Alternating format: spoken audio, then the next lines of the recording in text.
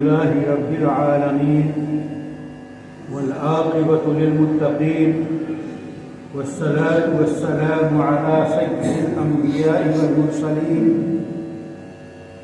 وعلى آله وأزواجه وذرياته وصحبه الهادين المهديين الطيبين الطاهرين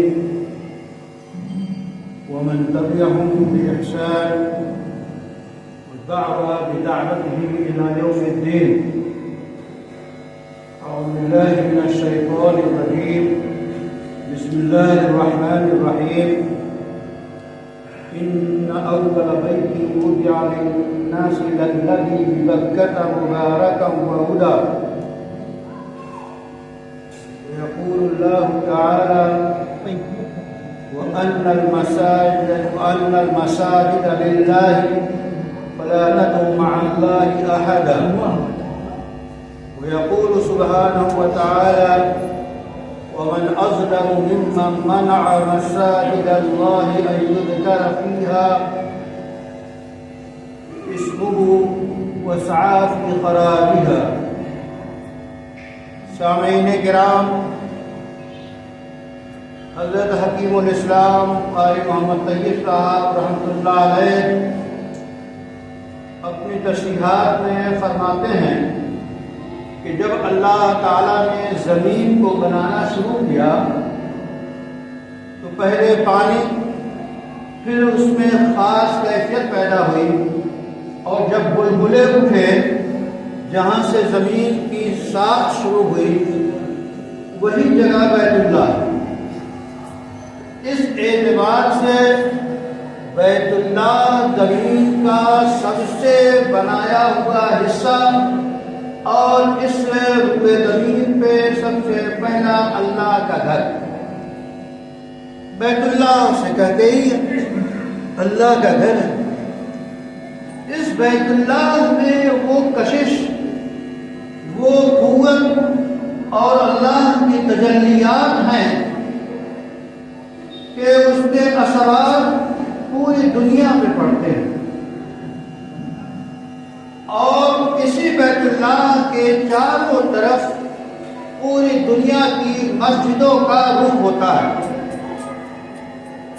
جیسا کہ نیٹ ورک کا جو اصل مرکز ہوتا ہے سرور، اگر موبائل جو ایک دھات کا ہے، ایک پلاسٹک کا ہے، اس کی کوئی حیثیت نہیں، لیکن جب اس میں سم رکھ کر اس کا کنیکشن سرور سے ہو جاتا ہے تو فوری طور پہ موبائل کی حیثیت بحال ہو جاتی ہے۔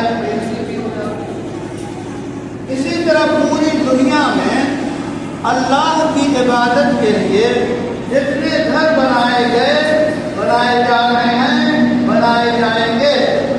جب وہ بنانے والے زمین خریدتے ہیں، زمین وقف کرتے ہیں، اللہ کے گھر کے لیے وہ زمین ہو جاتی ہے، بلڈنگ تیار ہو جاتی ہے یا بلڈنگ نہ بھی تیار ہو، واقف وقف کرنے والا نیت کر لیتا ہے کہ یہ اللہ کا گھر ہے، یہ مسجد ہے، ہم نے وقف کیا، اور وہاں جماعت کے ساتھ نماز ہو جاتی ہے۔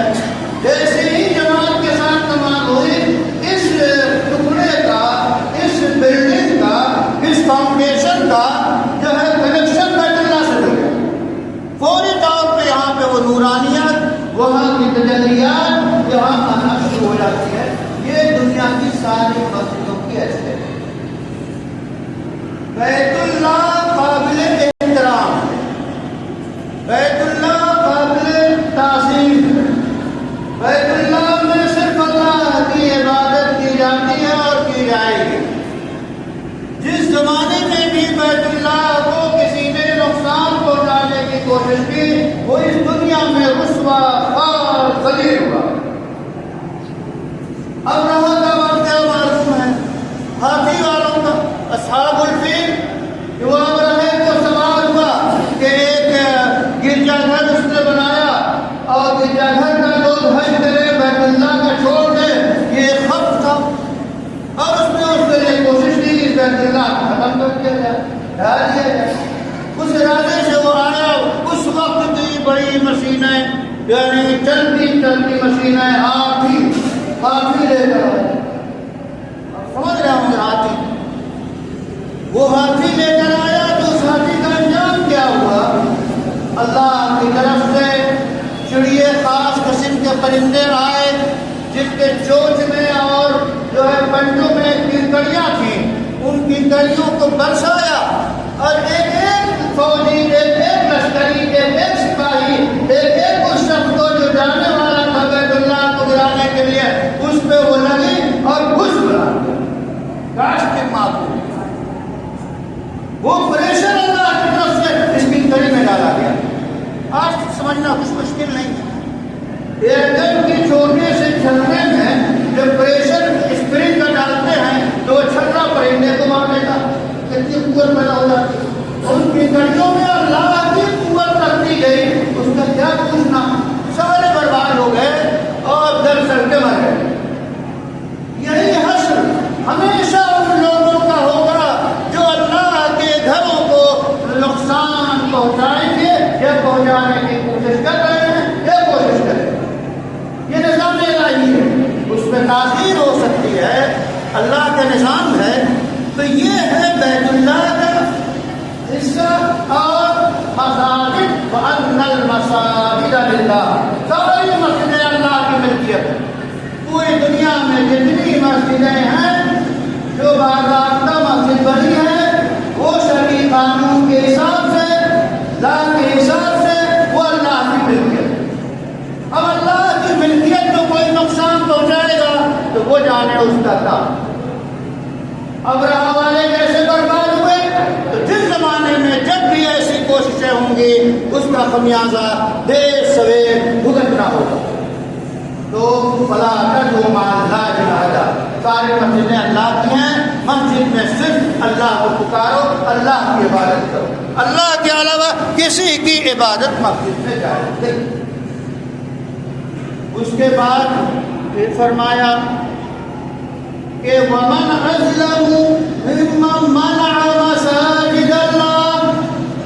اللہ کی مسجدوں میں ذکر سے، نماز سے، مسجد کے کام سے جو روکتا ہے، جو رکاوٹ ڈالتا ہے، اس سے بڑا ظالم کون؟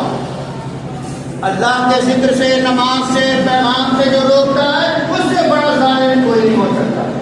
اور وسعى في خرابها، جس نے مسجد کے ویرانی کی کوشش کی، مسجد کو نمازیوں سے نکال دیا، مسجد میں کوئی ایسا کام جس سے مسجد ویران ہو جائے تو اس سے بڑا ظالم مسجد کھانے والے سے، مسجد کو ویران کرنے والے سے بڑا کوئی ظالم نہیں.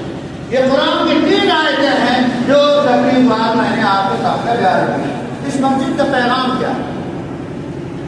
حضرت الاستاذ مولانا اندر شاہ کاشمیری جو بڑے محدث تھے وہ فرماتے تھے کہ ایک جگہ مسجد سے اذان ہوتی تو برادران وطن کو کچھ اعتراض ہوا کہ سویرے نیند میں خلل پڑتا ہے. تو وہاں کے انتظامیہ ذرا چوکس ہوشیار تھا. اس نے مؤذن صاحب کو سکھایا کہ اذان کے بعد ہندی میں اذان کا ترجمہ نشر کر دو. کچھ ہی دن ترجمہ نشر ہوا کہ وہ سارے لوگ آئے گئے، اتنی پیاری بات ہے، اتنی میٹھی بات ہے، ایسا پیغام ہے اذان میں، ضرور دیجیے. ہماری ذمہ داری ہے کہ مسجد کے پیغام کو آج کی زبان میں، لوگوں کی زبان میں ہم ان تک پہنچائیں. ابھی جو خطبہ ہے مسجد کا کیا ایک پیغام ہے. ہفتے میں تمام لوگوں کو پیغام دیا جاتا ہے کہ آپ کیسے زندگی گزارے، کیسے حالات، خطبہ ہو یا خطاب ہو.